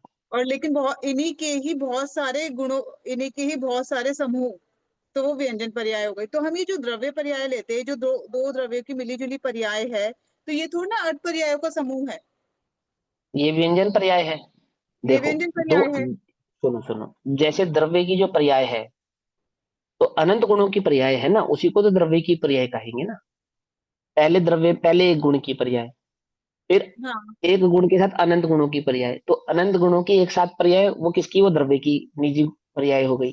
द्रव्य फिर अर्थ पर्याय। ऐसे दूसरे, हाँ हाँ, ऐसे दूसरे द्रव्य की अर्थ पर्याय, तो दो द्रव्यों की अर्थ पर्याय मिली तो उसको द्रव्य पर्याय कहा, हम्म। क्योंकि वो मिली जुली है इसलिए उसको व्यंजन नहीं, पर्याय कहा। द्रव्य पर्याय को क्या बोलेंगे, द्रव्य पर्याय भी अर्थ पर्यायों का समूह है। हाँ, द्रव्य की क्या पर्याय, द्रव्य की अपनी क्या पर्याय, सुनो द्रव्य द्रव्य ये की। जो हमने जो ये शरीर और जीव और आत्मा, ये दो मिलके एक पर्याय उत्पन्न हुई, हाँ, असमान तो जाति दो द्रव्यों पर्याय। की पर्याय है। हाँ, अब इसमें इसी द्रव्य पर्याय में ज्ञान की पर्याय नहीं है। वो बोलो। ज्ञान की पर्याय, वो तो आत्मा की पर्याय हो गई ना। अरे यार, पहले ये बताओ, इस ज्ञान, इसे दो द्रव्य की पर्याय मिलकर ये बनी व्यंजन पर्याय, मनुष्य पर्याय। अब इस मनुष्य पर्याय में पहले ज्ञान, आत्मा की एक ज्ञान गुण की पर्याय है या नहीं है। वो तो है। मान लो वो ज्ञान गुण की पर्याय प्रकट ना हो, तो हम्म। फिर क्या कहेंगे इसे, मुर्दा व्यंजन पर्याय है या नहीं है, पहले तो प्रश्न ये बताओ। कौन सा? मुर्दा, मुर्दा जिसमें जीव नहीं है, ऐसा वो मुर्दा, उसको व्यंजन पर्याय कहें या नहीं कहें। कहेंगे, वो भी व्यंजन पर्याय है पुद्गल की। हाँ, क्यों कहेंगे, हाँ वो पुद्गल की हो गई। आ गई हम्म। बात समझ में, वो हम्म। पुद्गल की हो गई, और जिंदा को जीव और पुद्गल की। हम्म। आ गई बात समझे। अब ये जीव और पुद्गल की दो, ये तो द्रव्य की अपेक्षा से हो गई। अब उसमें ज्ञान को पहचानेंगे तो वो ज्ञान गुण की हो जाएगी। अब अर्थ इसमें पर्याय वर्ण गुण की, अब वर्ण गुण की पर्याय है, वो पुद्गल के वर्ण गुण की अर्थ पर्याय है पुद्गल के अर्थ, अच्छा उस है अपेक्षा ना। से हो जाएगा, ठीक हाँ, है। वो पुद्गल का अर्थ गुण हो गया ना, और वो भी हाँ एक नहीं है, वो भी हाँ, स्कंद रूप से द्रव्य है। और गुण की अपेक्षा से हो जाएगा। हाँ, है ना। तो ऐसे सूक्ष्मता से स्थूल होते चले जाएंगे। ठीक तो है, हमने स्थूल से पॉइंट सूक्ष्म में क्लियर। समझा हुआ। महासत्ता में अंतर सत्ता, फिर महासत्ता में अंतर सत्ता, वही वाला लग जाएगा ना इसमें। ऐसे लगेगा, ऐसे लगेगा, नहीं, ऐसे ऐसा ही क्लियर हो होता लगेगा। है। गया। हाँ, ठीक ऐसा है, ही होता है, ऐसे ही होता है। मतलब हमने जीव का जो परिणमन हो रहा है वो अर्थ हम्म पर्याय, और जहाँ मनुष्य का परिणमन हो रहा है और हम्म वो भी अर्थ पर्याय पुद्गल व्यंजन की पर, हाँ। अपेक्षा। हाँ, वहाँ और भूतगल की दोनों का अपेक्षा मिलके जो परिणमन हो रहा है, जो अपने को पकड़ में वो आ रहा है, वो व्यंजन व्यंजन पर्याय। पर्याय। ठीक है, हाँ हाँ, क्योंकि वो आज तो ये स्थूल क्लास कथन में है ना आया था वो। ना, तो ये मेरे को यही लग रहा था, मैंने कि हमने तो पढ़ा मिथ्यात्व, राग, द्वेष और कषाय और पुण्य पाप, ये तो हमने हम्म व्यभाविक पर्याय ले ली, वो तो अर्थ हाँ, पर्याय, ठीक है। हमने व्यंजन पर्याय भी ले ली। हाँ, लेकिन तो वो भी, ये उसको भी, पूछना था मुझे इसमें। उसको भी अर्थ पर्याय जो कहा, मिथ्यात्व को भी अर्थ पर्याय कहा, हाँ तो वो तो जो ज्ञान गुण में, श्रद्धा गुण में, चारित्र गुण के विकार को कहते हैं हाँ, सूक्ष्मता से। लेकिन वो विकार भी पराश्रित है ना, पुद्गल के इसलिए उसमें कर्मों भी के व्यंजन, आधार है। हाँ। हाँ, हाँ, तो इसलिए उसमें भी व्यंजनपन है। व्यंजन लगेगा, ठीक है। और एक लेकिन चीज का लेकिन मुझे ये कोई पूछना है। इसको, लेकिन पूरी बात तो सुनो। लेकिन कोई कहे कि पुद्गल के कारण आत्मा में विकार उत्पन्न हो गया, तो ऐसा स्वीकार करेंगे नहीं करेंगे? नहीं करेंगे ना। नहीं, नहीं तो फिर वहां करेंगे। पे उसको स्वभाव कहेंगे कि जीव हम्म, की अपनी योग्यता के कारण वो अज्ञान रूप परिणमित हुआ। एक एक समय की पर्याय उसे समझाएंगे तो वो हाँ अर्थ पर्याय, जीव की हाँ एक एक समय की हाँ पर्यायों के कारण वहाँ विकार हाँ, उत्पन्न हुआ, ठीक है। इसीलिए और बस उसको अर्थ पर्याय लिया, क्योंकि वो जीव की स्वयं की योग्यता के कारण उत्पन्न हुआ, किसी और द्रव्य का उसमें कोई एक, लेना देना नहीं है। हाँ, अर्थ इसीलिए ही है। अर्थ का मतलब होता है स्वाभाविक पर्याय, मैंने जो हाँ, मेरे ही स्वभाव। आश्रय से उत्पन्न हुई है, हाँ जिसमें किसी पर का या अन्य का आश्रय नहीं हुआ है। उन्हीं अर्थ पर्यायों में शुद्ध और अशुद्ध नाम के दो भेद होते हैं। हाँ हम्म, जी, जो मेरे स्वभाव को प्रकट करती है उसको शुद्ध अर्थ वो पर्याय शुद्ध कह देते होती हैं, है। और जो ठीक है। मेरे स्वभाव को प्रकट नहीं कर रही है उसे अशुद्ध अर्थ पर्याय कहते हैं। ठीक। ठीक है। उसी अर्थ पर्याय के स्थूल को व्यंजन पर्याय कहते हैं। हम्म, हम्म। ठीक है। ठीक है ना। एक एक हाँ क्वेश्चन हो रहा है इसमें, जैसे हमने वो पढ़ा द्रव्य गुण, हमने पढ़ा व्यंजन पर्याय में, हमने पढ़ा व्यंजन पर्याय में हमने अनंत ज्ञान, अनंत दशा, अनंत सुख, अनंत वीर्य पढ़ा, ये भी व्यंजन पर्याय है। हाँ, व्यंजन व्यंजन पर्याय है, पर्याय बिल्कुल। ये गुणों की व्यंजन पर्याय हो गई, स्वाभाविक हो गई, क्योंकि अरहंत और सिद्धों हाँ को प्राप्त होती है। तो हाँ जो हाँ सम्यक हाँ, दर्शन और सम्यक ज्ञान, सम्यक चार्ज की पर्याय है, तो ये हम ये भी उसमें, तो व्यंजन है। ये भी व्यंजन है, लेकिन ये हम हाँ, व्यवहारिक में थोड़ा ना लेंगे, व्यवहारिक गुण, नहीं, ये भी स्वाभाविक स्वाभाविक है। ही हुई थी ना, ये भी हाँ, मतलब ये भी स्वाभाविक है। हाँ, ये भी स्वाभाविक में ये ही भी आ जाएगी, स्वाभाविक, मतलब हाँ। अनंत, परम अवगाढ़ क्योंकि हमने सम्यक था ना मस्जिद में अरियंतों को। अरे, परम अवगाढ़ सम्यक है या नहीं है अरियंतों को? और परम अवगार सम्यक है ना। हम्म, तो वो इसको, और वो परम अवगाढ़ सम्यक मात्र अरियंतों को, सिद्धों को भी है। नहीं, सिद्धो और अरहंतों की अपेक्षा तो क्लियर हो गया, लेकिन जो सम्यक हाँ, तो दर्शन, फिर वो, सम्यक जो सम्यक दृष्टि जीव की हाँ, अपेक्षा, उनको कौन सी पर्याय बोलेंगे? उन्हें भी स्वाभाविक गुण व्यंजन पर्याय बोलेंगे। व्यं- व्यंजन इसलिए बोलेंगे क्योंकि वो विषय बनी है, ज्ञान का विषय बनी है। नहीं, व्यंजन तो बोलेंगे, वो तो क्लियर है, हाँ व्यंजन बोलेंगे, लेकिन वो स्वाभाविक गुण व्यंजन पर्याय बोलेंगे। हाँ, स्वाभाविक गुण स्वभाव समझा तो रहा हूँ, क्यों बोलेंगे स्वाभाविक गुण। अगर जिस पर्याय का सद्भाव सिद्धों में अरियंतों में मानेंगे वो सारी स्वाभाविक ही है ना, विभाविक तो वहां है ही नहीं। हम्म, भाई, सिद्धों के पास जो भी पर्याय अवेलेबल है, क्योंकि मैं अपना मिलान सिद्धों से करता हूँ, हम्म, मैं अपना निर्णय सिद्धों से करता हूँ, तो वहां सिद्धों के पास जो प्रकट पर्याय हैं, उन सभी पर्यायों का आरोप मैंने अपने में लगाया कि ये सारी ऐसी की ऐसी मेरी भी है। मेरी भी है। है ना। तो वहां पे परमावगाढ़ नामक सम्यक है। तो यहाँ जो सम्यक की पर्याय होगी वो मेरी पर्याय होगी ना, और जो मेरी होगी वो अर्थ पर्याय होगी, मेरे गुण की होगी। वो पर से तो उत्पन्न हुई नहीं है, तो मैं उसको मेरी स्वभाव अपनी ही से कहूंगा ना। उत्पन्न हुई है, तो इसलिए भी तो उसको स्वाभाविक व्यंजन पर्याय कहेंगे। अपने स्वभाव से हाँ तो, उत्पन्न हुई है। हाँ तो वही अगर तो हम कह रही है, वो सिद्धों का स्वाभाविक तो कर रही मिलान, है। हाँ, अगर सिद्धों का मिलान ना भी करें तो अपने स्वभाव से उत्पन्न हुई है, इसलिए भी तो स्वाभाविक व्यंजन पर्याय हुई ना, सम्यक नहीं, दर्शन। इसलिए नहीं, उसका सद्भाव वो मेरी है, इसका निर्णय कैसे करेंगे? तो बोले निर्णय ऐसे करेंगे कि सिद्धों में सम्यक है या नहीं है। बोले हाँ है।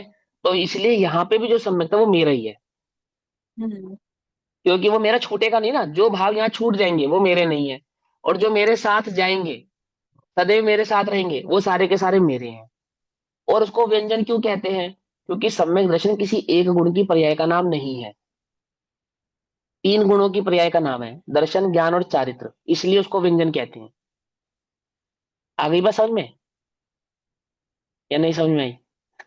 आई है तीन गुणों थोड़ी की बहुत। अच्छे हाँ, से आ व्यंजन गई। माने मिली आगे हुई, व्यंजन माने मिली आगे हुई। तो तीन गुणों का परिणमन होगा तो ही सम्यक दर्शन होगा, तीन में से एक का भी नहीं होगा तो सम्यक दर्शन नहीं होगा। जैसे ज्ञान ने निर्णय करा और श्रद्धा ने नहीं किया तो सम्यक दर्शन नहीं होगा, होगा। है ना। और ज्ञान और श्रद्धा ने निर्णय किया और चारित्र में एक कषाय चौकड़ी का अभाव नहीं हुआ तो भी सम्यक दर्शन नहीं होगा। तो तीन गुणों का परिणमन चाहिए नहीं चाहिए, क्योंकि वहां तीनों से की एक से, क्योंकि एक से अधिक गुणों का परिणमन है इसलिए व्यंजन हो गया। व्यंजन होने के लिए क्या कहना, मिली जुली पर्याय। तो सम्यक दर्शन मिली जुली पर्याय है या नहीं है? तीन गुणों की मिली जुली पर्याय का नाम सम्यक दर्शन है, इसलिए वो व्यंजन है। आ गई बात समझ में? ठीक है, आई तो है। आई तो है। कोई बात नहीं, समझोगे सब सब समझ में आ जाएगी, कोई मुश्किल नहीं है। ठीक है। ठीक है, जय जिनेन्द्र। ओके जी, जय जन।